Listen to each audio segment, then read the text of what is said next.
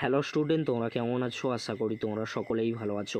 প্রতাপ academy coaching পরিবারে তোমাদেরকে সকলকেই স্বাগত জানাই। তোমরা যারা একাদশ শ্রেণীর ছাত্রছাত্রী রয়েছো, তোমাদের জন্য আজকের আমি নিয়ে চলে এসেছি ফিলোজফি বা দর্শনে সেকেন্ড সেমিস্টারে ইউনিট 2 অর্থাৎ নীতিবিদ্যার ভূমিকা।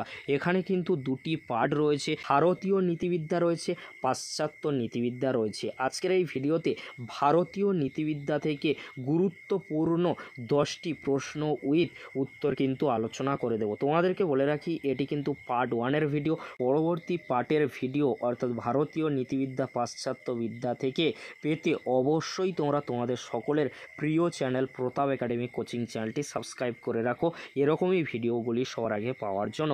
চলো বেশি দেরি করবো না, আজকের আমরা দেখে নেব সেকেন্ড সেমিস্টারের ফিলোসফি বা দর্শনের ইউনিট 2 নীতিবিদ্যার ভূমিকা। নীতিবিদ্যার ভূমিকা এখানে ভারতীয় নীতিবিদ্যা থেকে প্রথম থেকে চতুর্থ অধ্যায়, এই 4টি অধ্যায়ে একত্রে কিন্তু আলোচনা করা হবে। তোমাদেরকে বলে রাখি, এই 4টি অধ্যায় থেকে গুরুত্বপূর্ণ 2 মার্কস আর 3 মার্কসের যে প্রশ্নগুলি হয়ে থাকে, এই 4টি অধ্যায় থেকে গুরুত্বপূর্ণ প্রশ্ন উইথ উত্তর তোমরা দেখে নাও। এই 4টি অধ্যায় থেকে টোটাল মার্কস রয়েছে, কত মার্কস রয়েছে?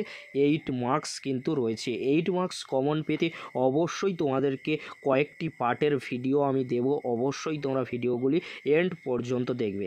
চলো প্রশ্ন উইথ উত্তরগুলি আমরা দেখে নেব। ফার্স্ট যে প্রশ্নটি রয়েছে, কর্মবাদ কি? ভারতীয় নীতিতত্ত্বে কর্মবাদ ও নৈতিকতার সম্পর্ক সংক্ষেপে আলোচনা করো। প্রথমে তোমরা দেখে নাও কর্মবাদ কি। চার্বাক ব্যতীত ভারতের সমস্ত দার্শনিক সম্প্রদায় কর্মবাদ স্বীকার করেন। কর্মবাদ অনুসারে কর্মের ফল বিনষ্ট হয় না, যে যেমন কর্ম করবে তাকে সেই কর্মের ফল ভোগ করতে হবে। যদি এই জীবনে কর্মের ফল ভোগ শেষ না হয়, তাহলে জন্মান্তরের মাধ্যমে পরজন্মে সেই কর্মের ফল ভোগ করতে হবে। পরবর্তী পয়েন্ট তোমরা কি লিখবে? ভারতীয় নীতিতত্ত্বে কর্মবাদ ও নৈতিকতার সম্পর্ক। উত্তরটি তোমরা দেখে নাও। নৈতিক কর্তব্য ও কর্মবাদ একে অপরের সঙ্গে অঙ্গাঅঙ্গিভাবে যুক্ত। ভারতীয় দর্শনে কর্মবাদকে নিয়ন্ত্রণবাদের সমর্থক হিসেবে দেখা হয়। কর্মবাদের নিয়ম অনুযায়ী মানুষের সমস্ত কর্মই পূর্বকর্ম দ্বারা নিয়ন্ত্রিত। কর্মফলের দ্বারাই জীবের বন্ধন সূচিত হয়।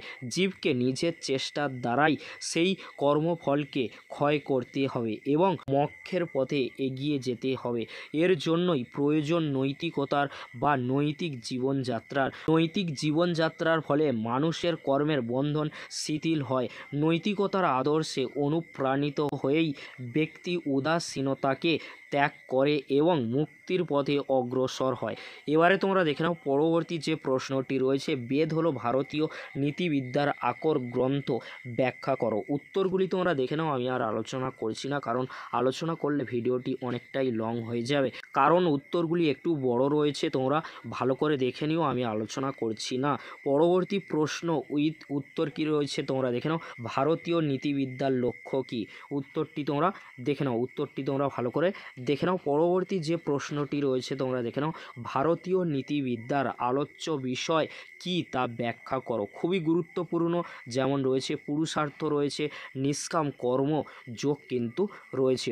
পরবর্তী পয়েন্ট রয়েছে অষ্টাঙ্গিক মার্গ রয়েছে। পরবর্তী পয়েন্ট অর্থাৎ যে পয়েন্টটি 4 নম্বর পয়েন্টে রয়েছে চার্বাক সুখবাদ, অত্যন্ত গুরুত্বপূর্ণ, তোমরা ভালো করে দেখে নাও। পরবর্তী যে প্রশ্নটি রয়েছে, ভারতীয় নীতিবিদ্যায় পুরুষার্থ শব্দের অর্থ কী? বা এই প্রশ্নটি অনেক সময় ঘুরিয়ে আসতে পারে। পুরুষার্থের ব্যুৎপত্তিগত অর্থ কী বা পুরুষার্থ সম্পর্কে যা জানো লেখো। এখানে কিন্তু 4টি পুরুষার্থ রয়েছে, ধর্ম, অর্থ, কাম, মোক্ষ। অবশ্যই তোমরা ভালো করে দেখে নিও। প্রশ্ন উইথ অ্যান্সারটি অত্যন্ত গুরুত্বপূর্ণ, তোমরা ভালো করে উত্তরটি দেখে নাও। প্রশ্ন উইথ উত্তর কিন্তু অত্যন্ত গুরুত্বপূর্ণ। পরবর্তী যে প্রশ্নটি রয়েছে তোমরা দেখে নাও, ভারতীয় নীতিবিদ্যা কয় প্রকার? পুরুষার্থ স্বীকৃত হয়েছে ও কি কি সংক্ষেপে লেখো।